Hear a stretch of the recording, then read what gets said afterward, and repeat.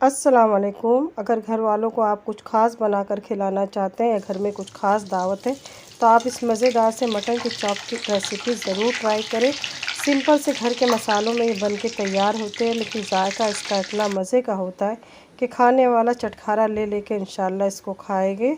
इतने मज़े के मटन चॉप बन के तैयार होते हैं। रेसिपी अगर आप लोगों को मेरी अच्छी लगती है तो लाइक का बटन दबाना ना भूलिएगा, और मेरी आसान सी रेसिपी जानने के लिए आप मेरे चैनल को सब्सक्राइब कर लें ताकि आने वाली हर आसान सी रेसिपी की जानकारी आपको पहले मिल जाया करे। रेसिपी बनाना शुरू करते हैं। बिस्मिल्लाहिर्रहमानिर्रहीम। यहाँ हमने 1 दर्जन मटन चॉप ले लिए हैं। थोड़े बड़े साइज़ के हमने मटन चॉप का इस्तेमाल किया है। वज़न में ये 1 किलो से ज़्यादा हो गए। अब इसे अच्छी तरीके से हमने धो लेना है। धोने के बाद इसे एक बर्तन में हमने रख दिया है। अब गैस के ऊपर से हमने रख दिया है, गैस को अभी हमने ऑन नहीं किया। अब 2 टेबलस्पून फ्रेश अदरक लहसुन का पेस्ट डाल दें और 6 से 7 हमने तेज़ वाली हरी मिर्च ले लेना है, या आप जितना तेज़ खाना पसंद करते हैं, और थोड़ा सा हरा धनिया डाल के 1 मुट्ठी के करीब इसको थोड़ा सा पानी डाल के पेस्ट बना के डाल दें। अब 1 टमाटर ले लिया है बड़े साइज़ का, इसे पीस के हमने डाल दिया इसकी प्यूरी।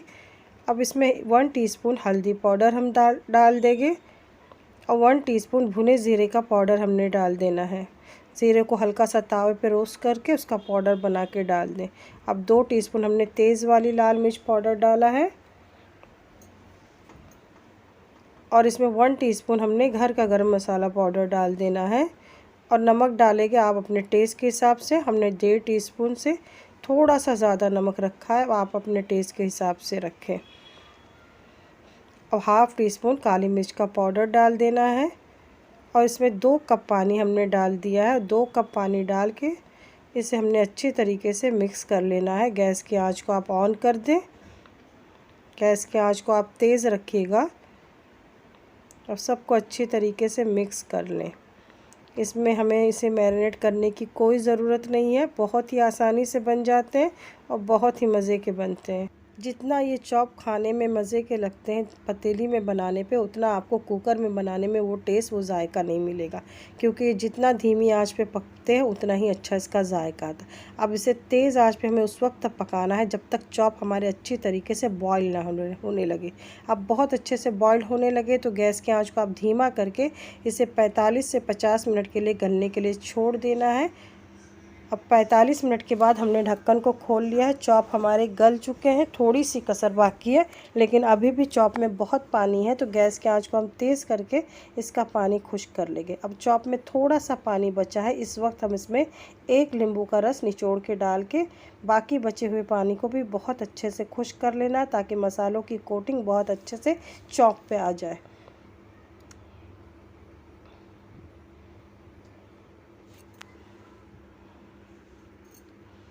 ये मटन चॉप खाने में इतने मज़े के होते हैं कि आप इस तरीके से एक बार ज़रूर ट्राई करें। अब नींबू का रस डालने के बाद हमने पानी को सुखा लिया है। अब हमने इसकी कोटिंग करना है, जिसके लिए हमने ब्रेड क्रम्स ले लिए हैं। ये हल्के से गर्म हो चॉप हमारे, उसी वक्त हमें इसकी कोटिंग करना है ताकि ब्रेड क्रम्स बहुत अच्छे से इसमें चिपक जाए, क्योंकि जितने अच्छे से ब्रेड क्रम्स इसमें कोट होंगे फ्राई होने के टाइम, ये उतने ही अच्छे लगेंगे। अब इसी तरीके से दबा दबा के आप चारों तरफ से अच्छी तरीके से इसे कोट कर लें। इस स्टेज पे आप इस तरीके से कोट करके इसको पहले से फ्रीज़ कर सकते हैं। जब मेहमान आए तो उस वक्त आप इसे फटाफट निकाल के और डीप फ्राई करके गरम गरम सर्व कर सकते हैं। फ्राई करने के लिए हमें क्या करना है, इस वक्त मैं थोड़े से चॉप तलूँगी, जिसके लिए मैंने 2 अंडा ले लिया है। इसमें 3 टेबल स्पून के करीब पानी डाल दिया है, 2 चुटकी नमक डाल के अच्छी तरीके से फेंट लिया है। अब ऑयल को हम गरम कर लेंगे। मीडियम हॉट गरम ऑयल होना चाहिए, ठंडा ऑयल बिल्कुल ना रहे। अब इसमें हमने चॉप के पीस को डाल देना है। इसी तरीके से एक एक चॉप को अंडे में डिप करते जाएं और फ्राई करते जाएं। ब्रेड क्रम्स की कोटिंग आप बहुत अच्छे से करिएगा, क्योंकि कोटिंग अगर अच्छे से नहीं होगी तो फ्राई करते वक्त चॉप का कलर थोड़ा काला दिखने लगेगा। इस बात का आप ख्याल रखिएगा, इसलिए ब्रेड क्रम्स की कोटिंग बहुत अच्छे से करिएगा। अब इसी तरीके से जब एक तरफ से हल्का सा कलर आ जाए, गोल्डन कलर, बहुत ज़्यादा डार्क कलर मत करिएगा। इस तरीके से आप दोनों तरफ से अलट पलट करके कलर आने तक, सुनहरी कलर आने तक इसे फ्राई करें। माशाल्लाह बहुत अच्छा कलर आया है। इसी तरीके से आप बना के गरम गरम मेहमानों को खिलाएं या घर वालों को। दावत के लिए तो परफेक्ट रेसिपी। आप पहले से इस तरीके से ब्रेड कोटिंग करके पहले से रख लें और जब मेहमान आए तो अंडे में डिप करके आप इसे गरम गरम सर्व करें, क्योंकि ये गरम गरम खाने में ही बहुत ही मज़े के लगते हैं। इसके साथ हमने दही, हरे धनिए, पुदीने वाली चटनी बनाई थी और इस तरीके से आप बना के एक सर्विंग प्लेटर में इस तरीके से मेहमानों को सर्व करें। थोड़े से नींबू के स्लाइस रख दें, बहुत ही मज़े के बनते हैं। रेसिपी अगर आप लोगों को अच्छी लगी हो तो मेरी रिक्वेस्ट है कि लाइक का बटन दबाना बिल्कुल ना भूलें और चैनल को जिन्होंने अभी तक नहीं सब्सक्राइब किया है मेरे चैनल को अपना सपोर्ट दे, प्यार दे, ज़्यादा से ज़्यादा मेरे चैनल को सब्सक्राइब करें। बहुत ही मज़े के बने हैं। कुकर में बॉईल करने पे आपको वो जायका नहीं मिलेगा जो हम पतीली या कढ़ाई में उबालते हैं। धीमी आँच पे जितना पकता है उतना अच्छा इसका फ्लेवर आता है।